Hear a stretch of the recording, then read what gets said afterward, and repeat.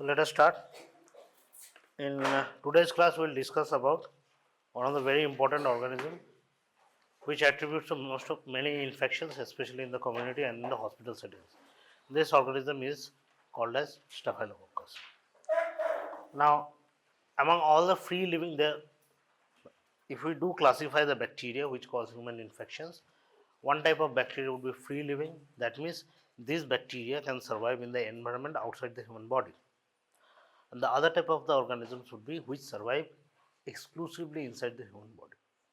Okay, so those are bacteria which can survive outside the human body are also called as free living bacteria.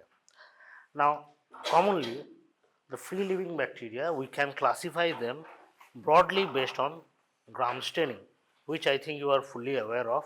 So the broad classification would be gram positive or gram. So coming back to that, we can broadly classify them based on the gram staining, either gram positive or gram negative. Again, now if we look at the gram positive organisms, we can classify them based on the morphology.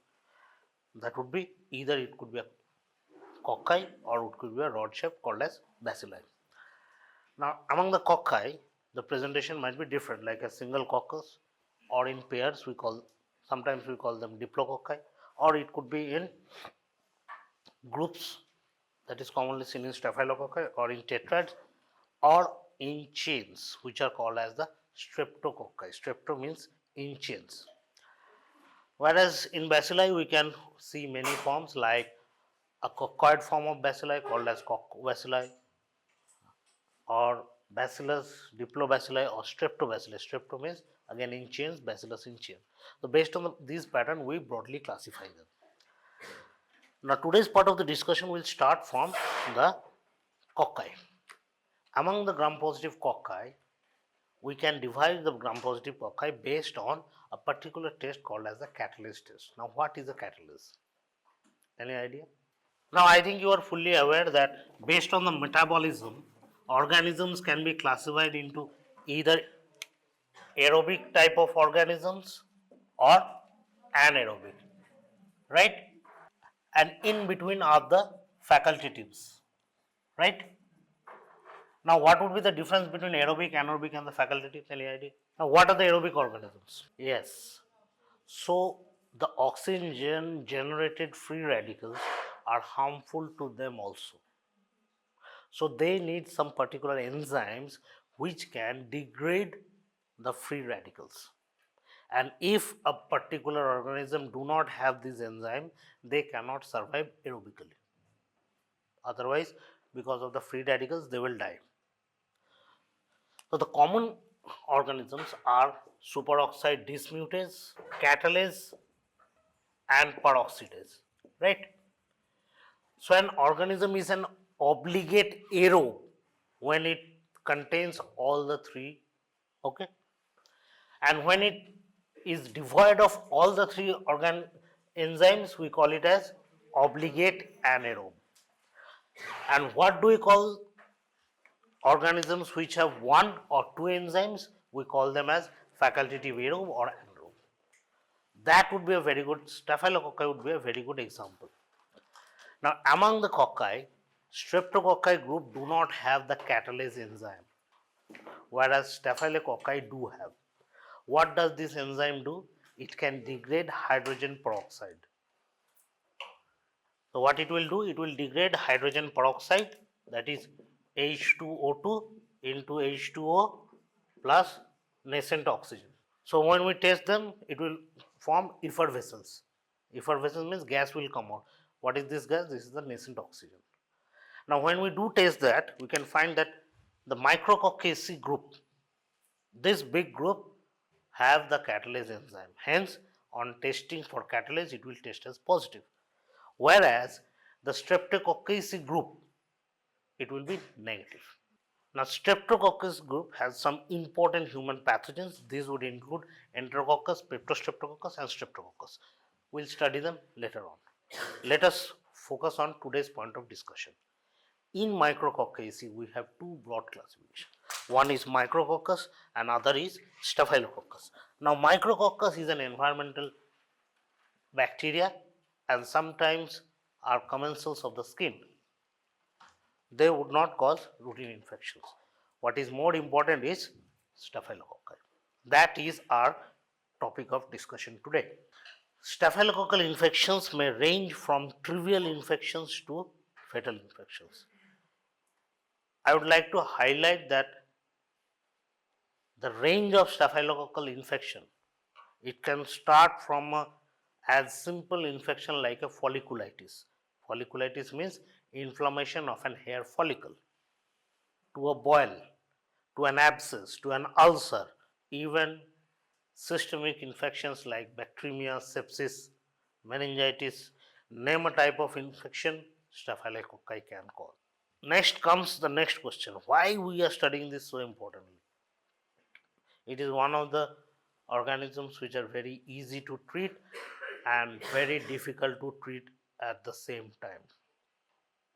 So in some patients, simple staphylococcal infection is very easy to treat, whereas in some scenario, it is very difficult to treat and many a times will end up in another important aspect. Where does this organism come from? Well, it is a free living bacteria, it is present in the environment and also it is a part of the commensal flora of the human body, be it skin commensal, be it gut commensal. That now I think you have understood that we cannot get rid of this organism. We cannot isolate the organism from the human interaction. I have already told you this group of organisms can cause all type of infections, from native to prosthetic valve endocarditis to UTI to abscess, name a type of infection it can cause, and it can even cause toxin based diseases. When I say toxin based disease, that means preformed toxins are also produced by this bacteria.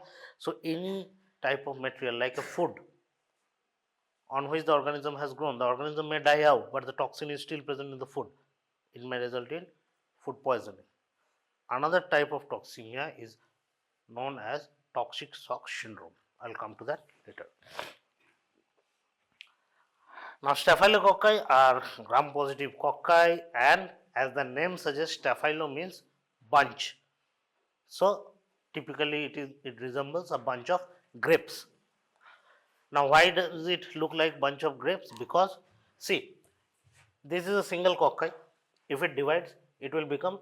Now, if this two bacteria they divide in a single plane, how will they appear? If it divides over here, it will appear in tetrads, right?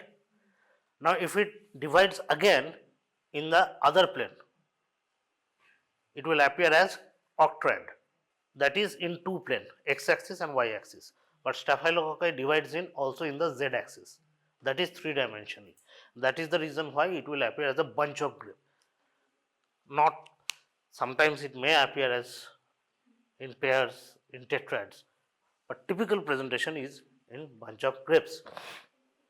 Now, this organism can survive, can grow on routine nutrient agar and also in enriched media like as simple media as blood agar. Okay. So, why this is important? Because when we will be learning about streptococci, we will learn about nutritionally variant streptococci and how they are difficult to grow in culture. But for staphylococci is concerned, it is not very difficult to grow in the laboratory. Another important part of staphylococcus is an enzyme which is called as coagulase.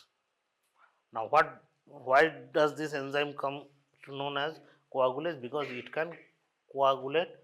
When you heat the protein denatures. What is coagulation? Now, why does this enzyme is significant? Why we are discussing this enzyme in the first place? It must be important. That is the reason why.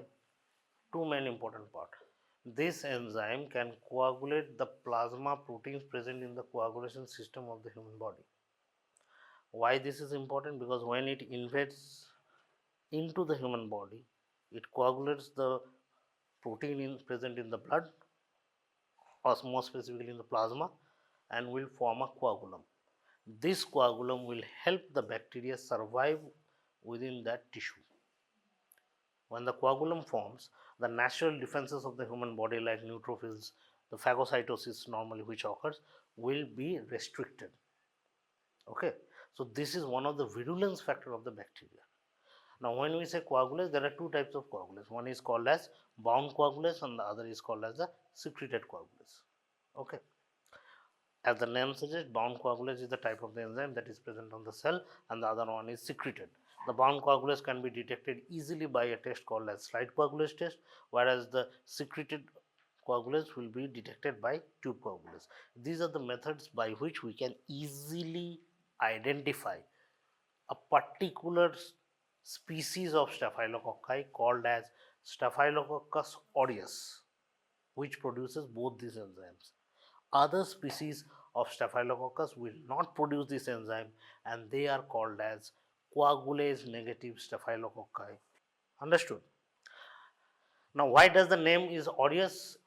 Because on nutrient agar it forms yellowish colored colonies which resembles the color of gold, and gold is called aurum in Latin. Hence the name is derived as Staphylococcus aureus. This is the most notorious species of staphylococci which causes all the infections. This staphylococci is very hardy. First, it's a free living. Next, it's very hardy. It can survive environmental conditions including heat and drying, and thus can survive on long periods on fomites. What are fomites? Well, these have not been used. There are some inanimate objects like this pen. I pick this pen with my hand. Whatever that is present on this pen will come in contact with my hand. This staphylococci can survive on these inanimate subjects for a pretty long time. Hence, how this organism is commonly spread in a hospital setting? By hand, by touching inanimate objects and commonly touched surfaces like say a door handle or a patient bed railing. These are commonly spread by this way. Thus, frequent hand washing can very effectively prevent this spread. Just keep this in mind, because further down the line when we will be talking about hospital acquired infections and how to prevent them, this becomes a very important step. Very commonly, colonization of staphylococci can be seen almost any part of the human body. But one of the most important part of the human body is anterior nares. That is the anterior part of the nose. Why? Because like a skin commensal, the organism can survive in the anterior nares, and human beings do have a habit of picking the nose. So when a person picks the nose and then picks up inanimate objects, this will lead to spreading of the organism from that person to others. Okay, other regions would be commonly the underarms, the groins, etc., any part of the skin. Now, staphylococci generally do not cause infection to normal human beings who are immune competent. That means it needs an access. This access could be a breach of skin or mucous membrane, or the patient might be immune compromised. If these are the scenario present, then only this organism can cause invasive disease. Keep in mind, I am talking about invasive disease. However, toxin associated diseases can occur because of the preformed toxin. Now, just look at this. This is a compilation. What could be that? It could be because of an infection. The infection could result from colonization or direct spread. Other could be intoxication, that is the preformed toxins, and secondly it could be a combination of both infection and preformed toxin. Now, the organism itself has many specific factors which allow it to cause disease in human beings. What are these factors? The first is the protein A. This protein A binds with the Fc moiety of the IgG, and what this will lead to do? Why IgG is important? Type 1 hypersensitivity. Do you think it is necessary in case of staphylococci? Now, what happens to an bacteria which enters into the human body? If it is trying to do an invasive disease, what does the body will do to the bacteria? Phagocytosis will occur by, one is by polymorphonucleases neutrophils and the other is the complement mediated. Right? So in complement mediator, what is the stimulating one? It is the antibody coating. That can be prevented by protein A. And the same thing is also used for diagnostic advantages. We can isolate this protein A to detect the Fc fragment of an immunoglobulin. That is a different part altogether. Some of the enzymes, that those are cytolytic enzymes. Cytolytic means which enzymes can degrade cells itself. Not only normal residential cells but also defensive cells, including phagocytes, natural killer cells, etc. It will end up producing various enzymes like coagulase, I have already told you, catalase, which can degrade hydrogen peroxide. These hydrogen peroxides are present in phagolysosomes, right? Then it can produce hyaluronidase. Now, what is the importance of hyaluronidase? Hyaluronic acid is present in skin, collagen, and because of this hyaluronidase, the abscess will spread. It will not be restricted, it will spread. And fibrinolysin, as the name suggests, it will degrade the fibrin. So when the blood starts to coagulate, it will degrade. So the abscess will spread. Because of these enzymes, Staphylococcus abscess spreads very rapidly. Another important is called as the slime production. What is slime? What is slime? No idea. Pipe দেখো নি, জলের pipe যেখান থেকে জল leak করে একটা algal layer পড়ে, those are the slime. Now why this is important? This is important because any foreign body, any prosthetic, be it a urinary catheter, blood catheter, whatever foreign body that is present, it can produce slime over there. That means it can cause prosthetic infections, device related infections, be it a central line or a urinary catheter, any sort of device, it can cause infections. And finally, it can produce what are known as the super antigen exotoxins. Now, what are these why they are called super antigen? Because they have an affinity to T cell receptor of the MHC class, hence can stimulate T lymphocyte response, leading to massive release of cytokines. And when there is massive release of cytokines, the body will end up going into the shock. This is also called as toxic shock syndrome, and the toxin that produces this is called as toxic shock syndrome toxin. Now, what are the diseases it can cause? Just look at this flowchart. First is skin and soft tissue infections. They can range from a furuncle to folliculitis to carbuncle to cellulitis to impetigo.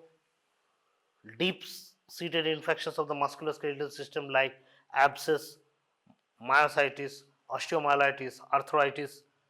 It can also infect cardiac valves, causing valve endocarditis. Genitourinary tract infection can range from nephritis to cystitis, and very importantly, 3 toxin based syndrome. First is toxic shock syndrome, scarlet skin syndrome, and food poisoning because of the Staphylococcus. Now, over this here you can see this is caused by toxic shock syndrome.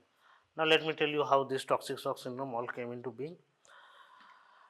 In the United States, I don't remember the date, but that's an issue altogether.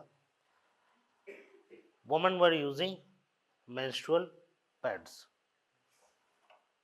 and it was seen many women going into sudden shock. Most of them died. Later on, it was found out that the cause was because of growing of Staphylococci in women who were not changing the pads at a periodic interval.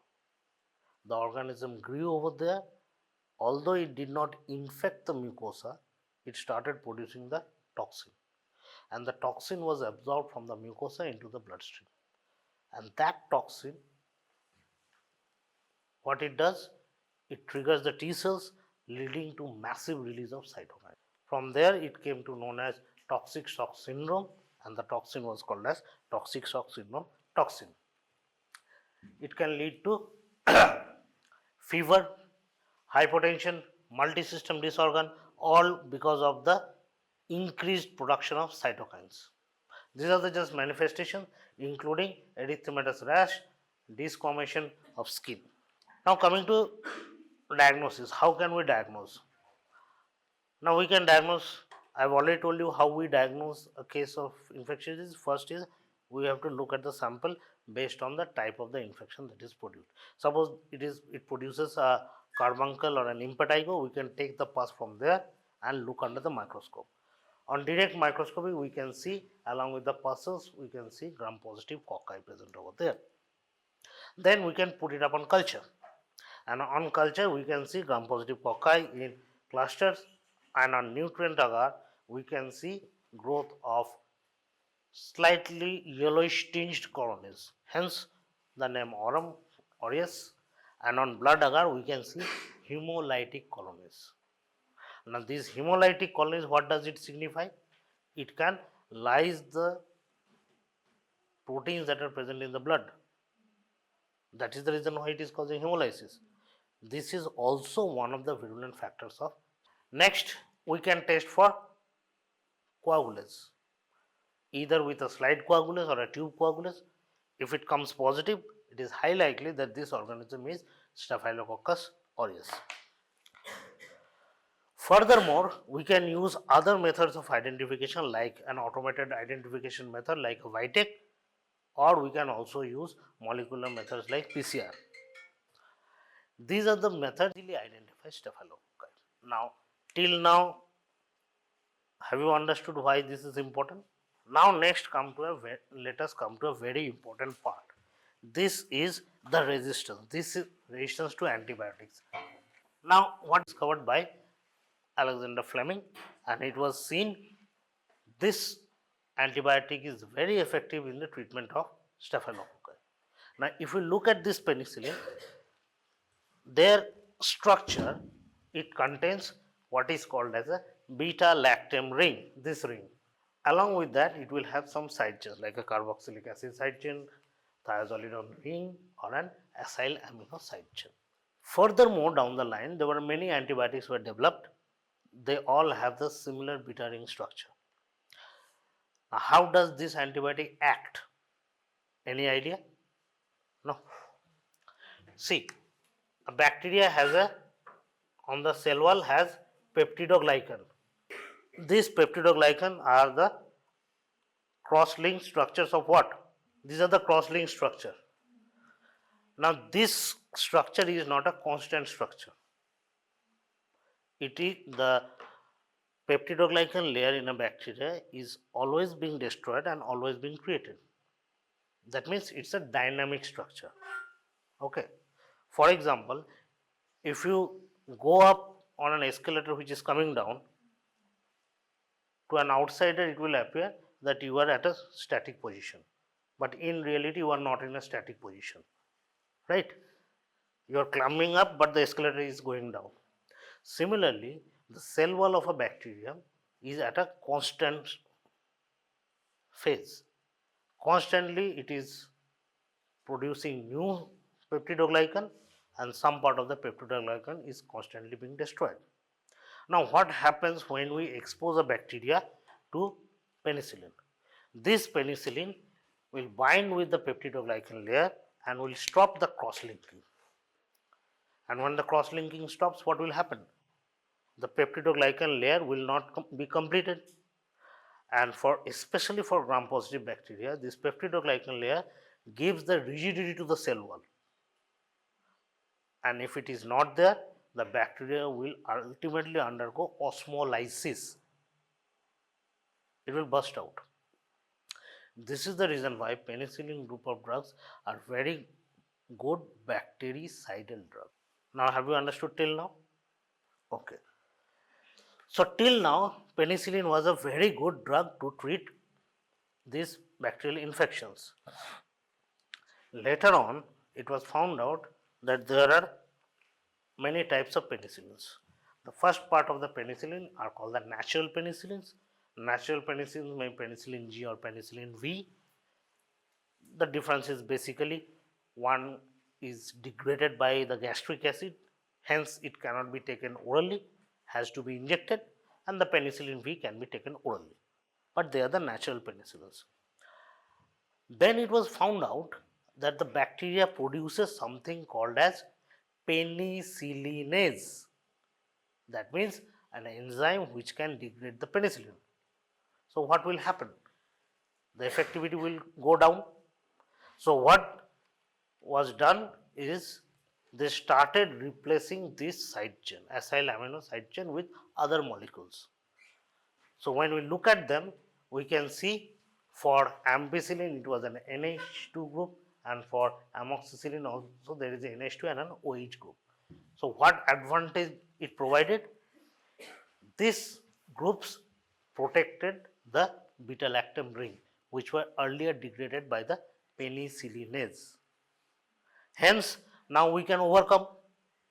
So, whatever resistance that was seen with natural penicillin can be overcome by amino penicillins like ampicillin or amoxicillins. Have you understood? Then it was seen that the gram-negative bacteria was started producing resistance by producing various types of enzymes. So, what they did? They started producing something called as carboxypenicillins and uridopenicillins. Why? Because they have much thinner structure, and in gram-negative bacteria the antibiotics would gain access through the porine channels. Unlike gram-positive, the access was much more limited in gram-negative. Hence, we can find out that these groups of antibiotics are very effective in case of gram-negative infections. Not only for gram-positive but also for gram-negative. But for gram-positives, it was seen that furthermore, even the ampicillin amoxicillins were degraded by the penicillinase.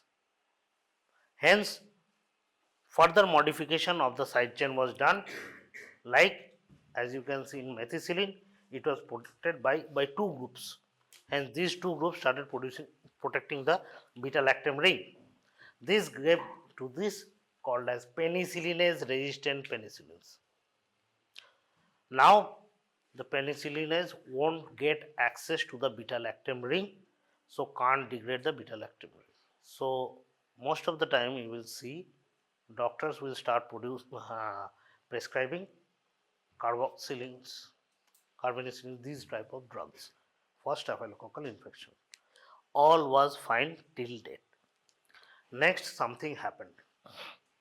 What happened was that if you look at this, oxacillin, flucloxacillin, dicloxacillin, these were commonly prescribed. Methicillin was not prescribed because of the serious adverse effect it was seen. It was more potent but not prescribed for human beings. Slowly but steadily, it was found out there were some species of Staphylococcus aureus, those were resistant to methicillin also. So, they were called as methicillin-resistant Staphylococcus or MRSA. Okay. Now, the scientists started working more on the structure of the penicillin, how to overcome this resistance, and it was found out they were not able to do so, because whatever they do, antibiotics were ineffective. Why? Then they found out that normally Staphylococcus has penicillin binding protein. There must be a protein which the antibiotics will bind to on the cell wall. Normally it was seen is that penicillin binding protein type 2 was present, on which these antibiotics were binding. But this special type of bacteria, that is the MRSA, they were producing penicillin binding protein of a different type. It was named as 2A. What is the difference? Now, this protein is not binding with the penicillin at all, not binding to that beta lactam ring at all. Understood? Hence, furthermore, when we try to treat MRSA, none of the beta lactam drugs will be effective. What are the beta lactam drugs? Those are penicillins, cephalosporins, carbapenems. All have beta lactam structure. None of the beta lactam drugs will be effective in case of MRSA. Why? Because problem is not with the structure or a moiety that is present around the structure. The problem is with the penicillin binding protein itself. Understood? Now this MRSA started to create a havoc worldwide. Why? Because now we don't have an option to treat any patient with severe systemic infections with a MRSA strain will ultimately end up dying. So what was the effective outcome? Another antibiotic was discovered. It was called as the glycopeptide antibiotics called as vancomycin. Vancomycin acted on the cell wall through a different route, hence was found out to be effective in case of VRSA. All was fine, but a few years back, almost all countries started reporting resistant to vancomycin also. These were called as VRSA or vancomycin resistant Staphylococcus aureus. Further studies were done. It was found out it was because of the many genes. You don't need to learn all these things. Okay, because of the many genes, and it's a slow but steady process by which a strain becomes resistant to vancomycin. The first step of this resistance would be VISA. This is called vancomycin intermediate sensitive Staphylococcus aureus. That means if you go on using this drug, initially the drug will become slight resistant called as VISA, then full blown resistant called as the VRSA. Till now, have you understood? So the most important resistant part would be MRSA, VISA, and VRSA. Now let us look at the timeline of the structure.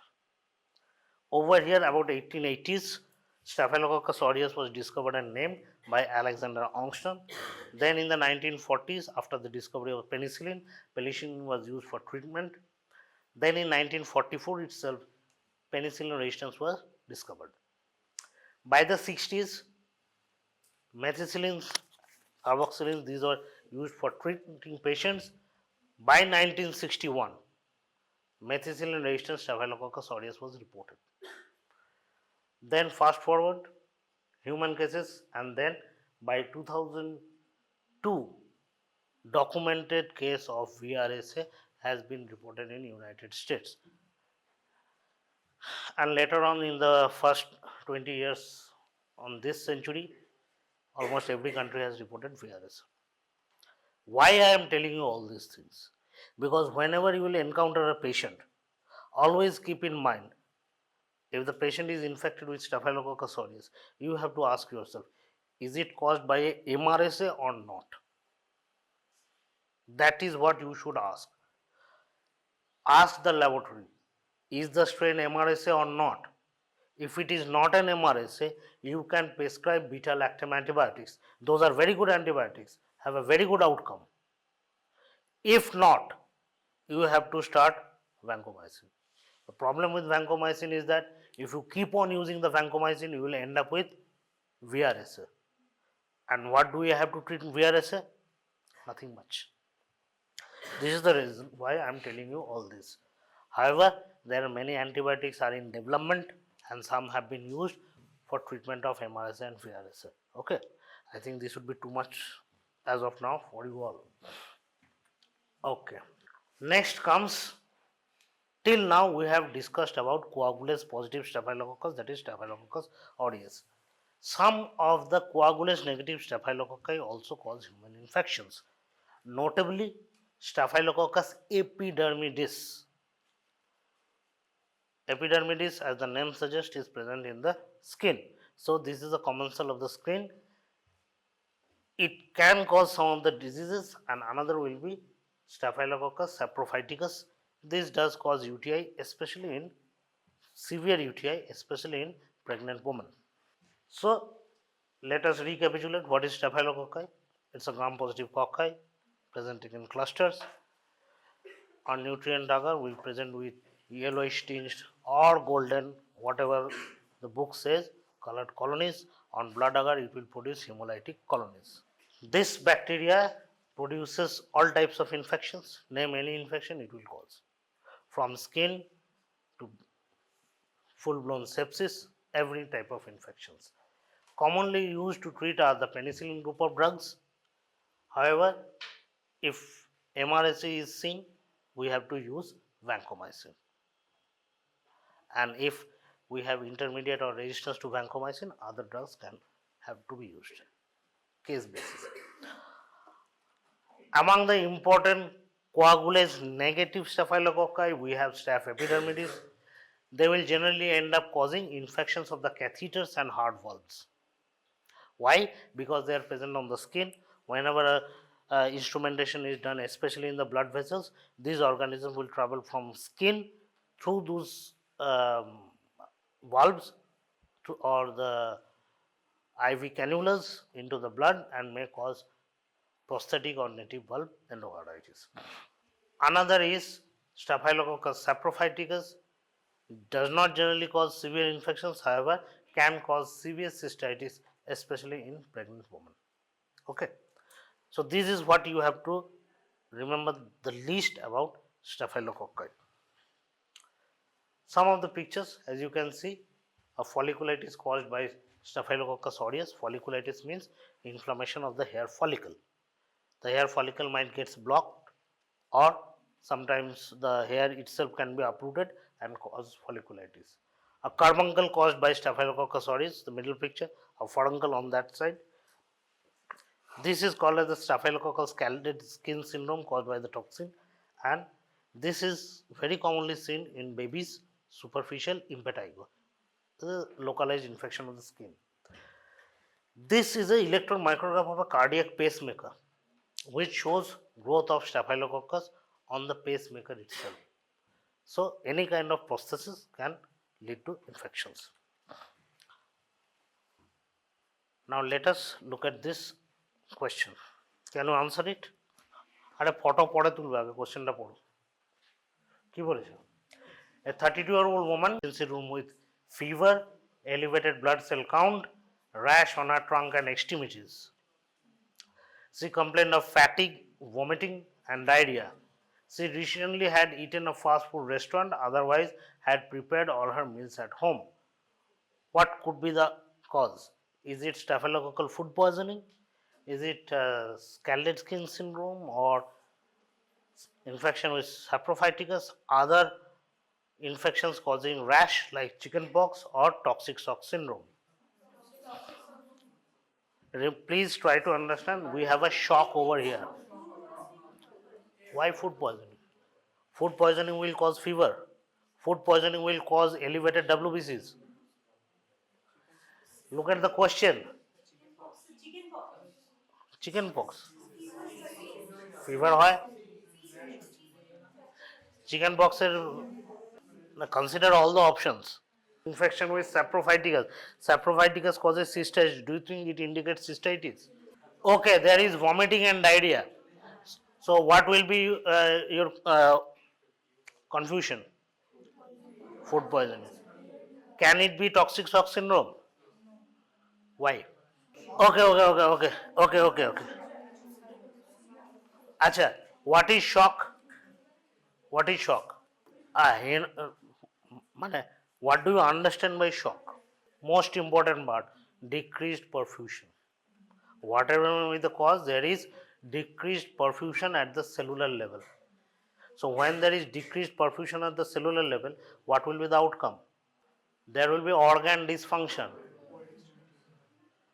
And when it affects more than one type of organ system, we call as multi-organ dysfunction, MODS.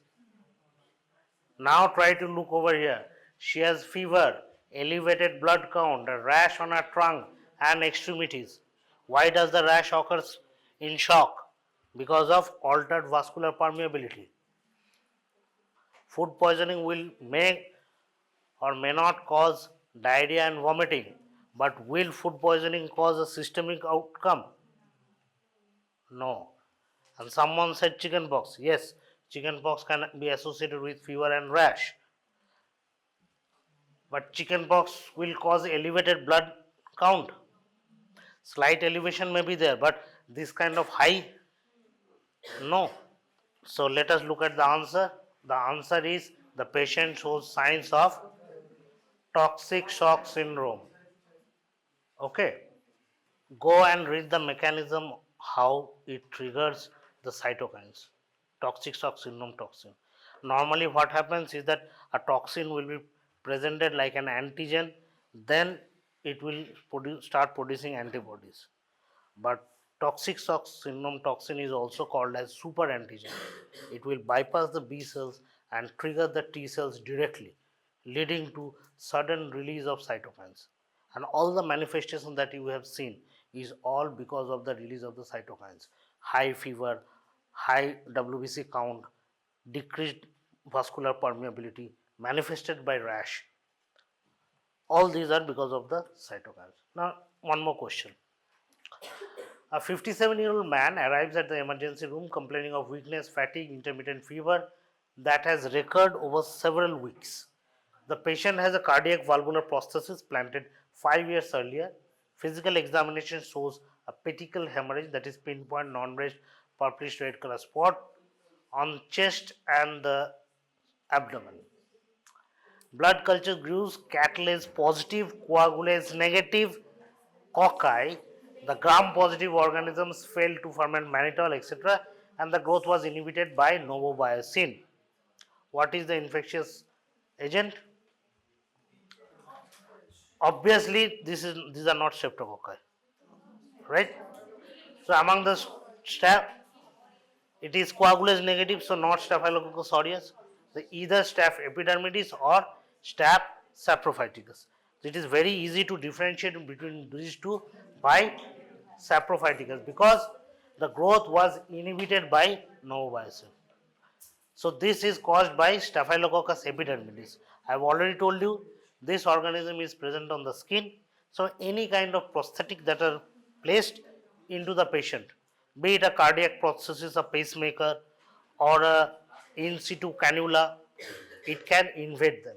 Furthermore, this epidermidis can form, if you recall, will form slime or biofilm. Hence, they can survive on these prosthetic surfaces. Okay. So this was in gist all about staphylococci. Okay. Have you understood anything? So in today's practical, you will be given culture plates. You will do the gram stain, try to identify the organism, and perform the catalase and coagulase as required. Okay. Because in examination, you will be given a question and a culture plate and how to approach the diagnosis. Okay. At the initial part, I have already told you the first step to identify is do a gram stain. So how will you approach? First do a gram stain, whether it's gram positive or negative, then whether it's cocci or bacilli. Thereafter, the cocci can be either staphylococci or streptococci. Perform the catalase test. It will be negative in case of streptococci and positive in case of staphylococci. Thereafter, perform coagulase test. If it is positive, then it will be Staph aureus. If it is negative, it will be cons. There are many types of cons. Till this is more than enough. Okay. So this is how you will identify between streptococci, staphylococci, Staph aureus, and cons. Understood? So if a culture plate is given, the first step that you will do is perform a gram stain. Identify whether it is gram positive or gram negative, cocci or bacilli. What you will find out in case of this, you will find gram positive cocci. When you find gram positive cocci, next step that you have to perform is perform the catalase test. If it is negative, that means it's a streptococci. If it's positive, that means it's staphylococci. Then you have to perform the coagulase test. If it is positive, it will be Staphylococcus aureus. If it is negative, it will be cons. Okay? Okay.